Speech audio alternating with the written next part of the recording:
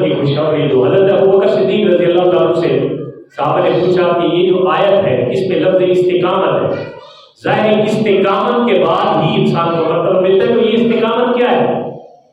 حضرت ابوبکر صدیق رضی اللہ عنہ وضاحت کی کہ استقامت یہ ہے کہ بندہ اللہ تعالیٰ کو وحدہ لا شریک مانے اور اس کے ساتھ کوئی شریک نہ ٹھہرائے، یہی استقامت ہے۔ سمجھ آئی بات کوئی؟ اللہ تعالیٰ کو ایک مانے، اس کے ساتھ کوئی شریک نہ ٹھہرائے، یہی استقامت ہے۔ پھر استقامت کا سوال حضرت عمر فاروق رضی اللہ عنہ سے ہوا کہ یا عمر فاروق استقامت کیا ہے؟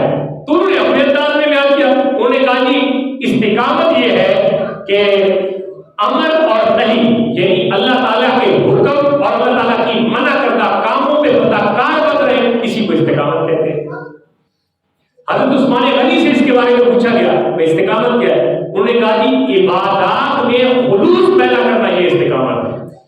سیدنا علی مرتضیٰ رضی اللہ عنہ سے استقامت کا سوال ہوا، انہوں نے کہا جی کہ انسان کے اوپر جو اللہ نے ڈیوٹیاں لگائی ہیں فرائض کی صورت میں، فرضوں کی صورت میں لازمی، ان سے بندہ کوتاہی نہ کرے، اسی کو استقامت کہتے ہیں۔ اب ان چار یاروں کی اگر آپ استقامت کی تفسیر پڑھیں، حضرت ابوبکر صدیق فرماتے ہیں استقامت یہ ہے کہ